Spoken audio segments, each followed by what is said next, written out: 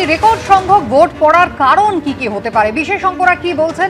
SIR এর পর এবারই হচ্ছে পশ্চিমবঙ্গে প্রথমবার ভোট, তাই ভোট দিতেন যদি ভোট না দেন তাহলে পরে নাম কাটা যেতে পারে, এই আশঙ্কায় প্রচুর সংখ্যায় মানুষ ভোট দিতে গিয়েছেন। দ্বিতীয়ত, প্রচুর ভোট পড়ার অর্থ হতে পারে তুমুল প্রতিষ্ঠান বিরোধী হাওয়া, অর্থাৎ শাসকের বিরুদ্ধে মানুষ নিজেদের ক্ষোভ প্রকাশ করেছেন ইভিএমে। তৃতীয়ত, এবার যেহেতু এসআইআর এর ফলে ভোটার তালিকা একেবারে স্বচ্ছ হয়েছে, কোনো মৃত ভোটার নেই বা কোনো ডুপ্লিকেট ভোটার কোনো থাকার সুযোগ নেই, তাই মানুষ নিজের অধিকার প্রয়োগে সকাল থেকেই বুথমুখী হয়েছে।